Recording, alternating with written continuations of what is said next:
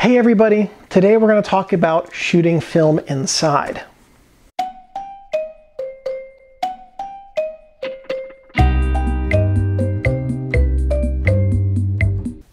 Hey David, I just got some film back from the lab.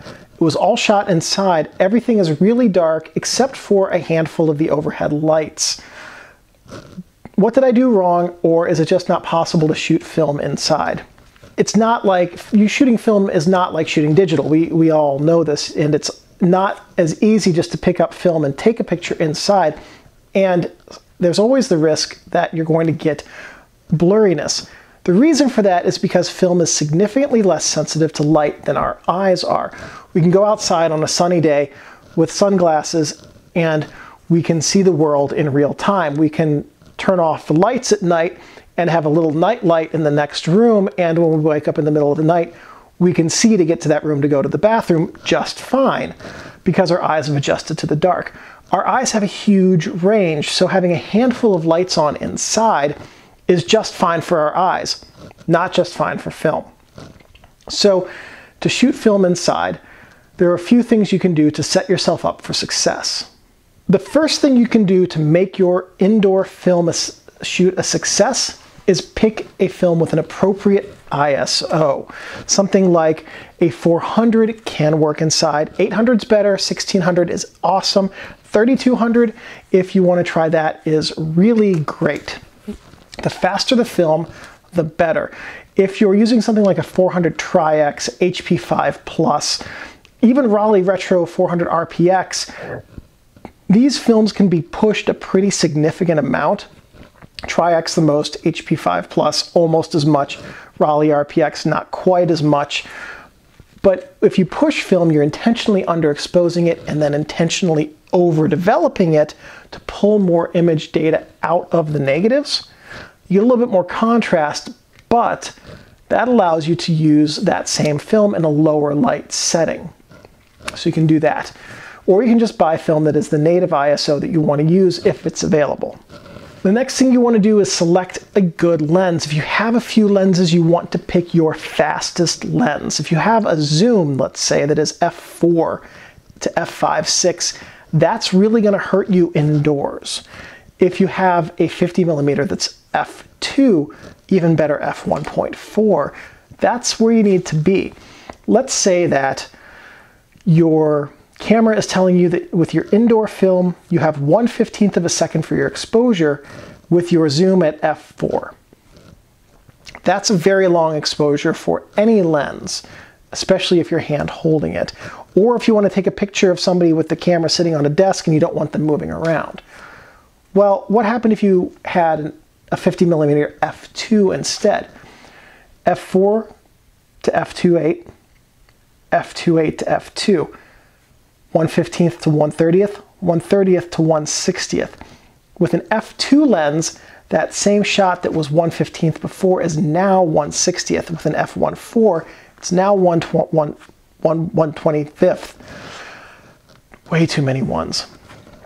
So a faster lens is better. Yes, with that faster lens, you get a narrower depth of field, but you can get a better result hand holding it. The next thing you want to think about is using a flash. Now there's a whole art and science to using a flash.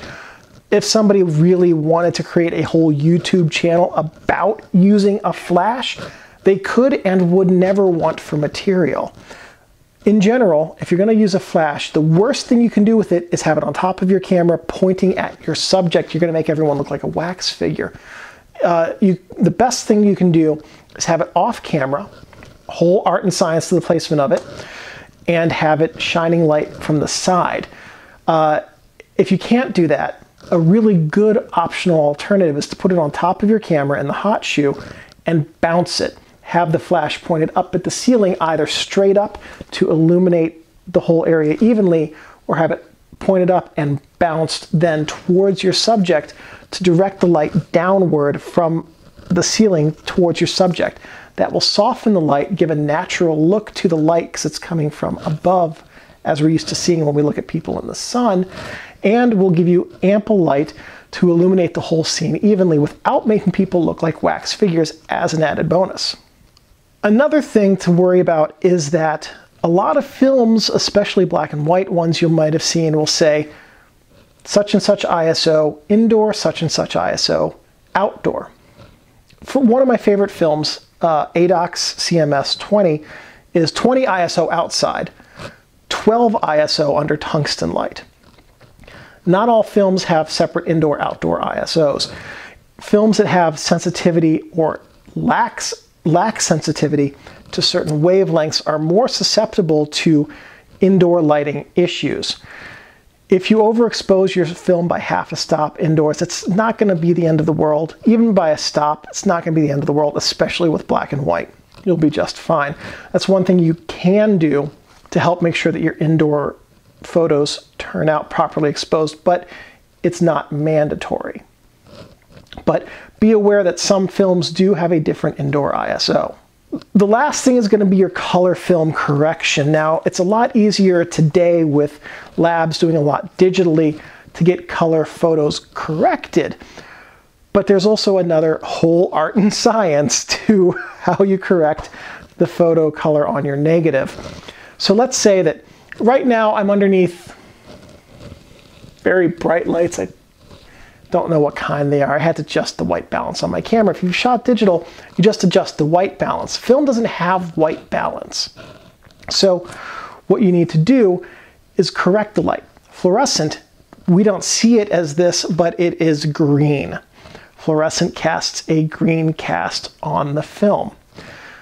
Tungsten, we kind of see this with some tungsten lights more than others. It's red.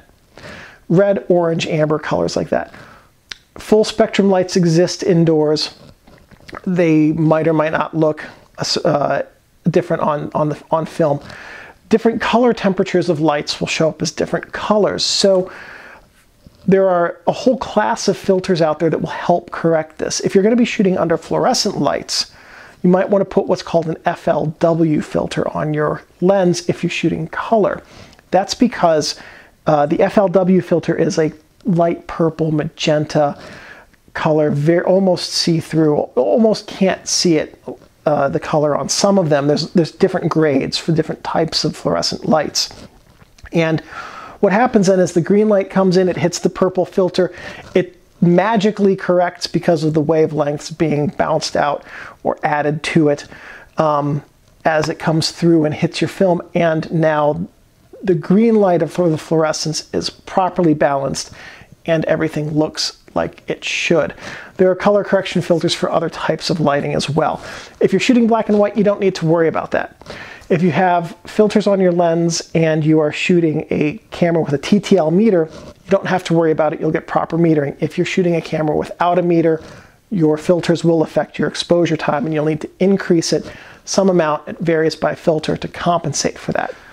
But again, whole art and science to selecting the best color correction filter for indoor lighting. But those are the 5 basic tips that will help you take better indoor photos. Select a film with an appropriate ISO, use the fastest lens that you have. If you've got a flash, use a flash. Know whether or not you need to compensate for the lighting with your film's ISO setting, and make sure you have a color correction filter that's appropriate if you're going to be shooting color film.